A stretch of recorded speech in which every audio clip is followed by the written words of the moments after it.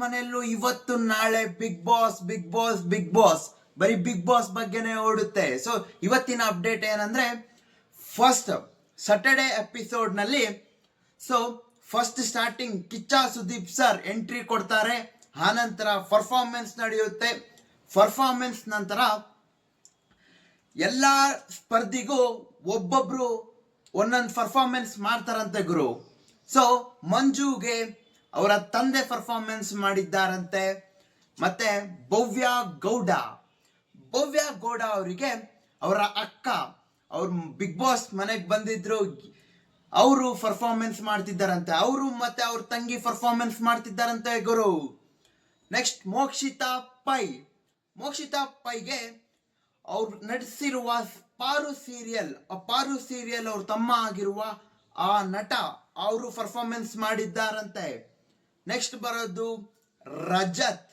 ರಜತ್ಗೆ ಅವ್ರ family members ಅವರು performance ಮಾಡಿದ್ದಾರಂತೆ. Next ನಿಮ್ಮೆಲ್ಲರ ಮೆಚ್ಚಿನ ಹನುಮಂತ ಹಳ್ಳಿ ಹೈದ.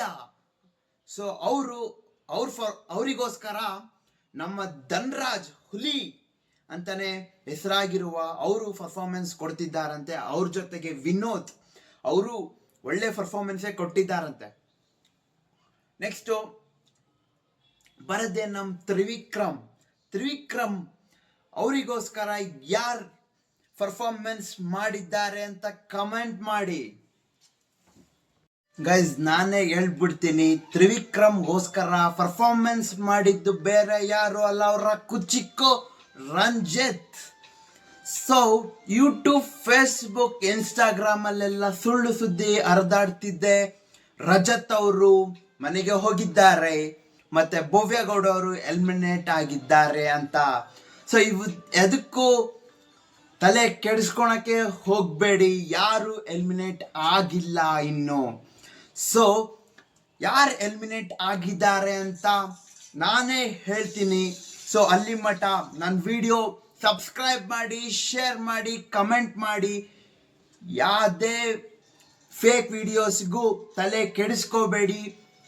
ಸೊ ಅವ್ರವ್ರ ಆಟಕ್ಕೆ ಅವ್ರು ಆಡ್ದಂಗೆ ಅವ್ರಿಗೆ ಪ್ರಶಂಸೆ ಸಿಗುತ್ತೆ ಅಂತ ಹೇಳ್ತಾ ನನ್ನ ವಿಡಿಯೋ ನಾನು ಮುಗಿಸ್ತೀನಿ.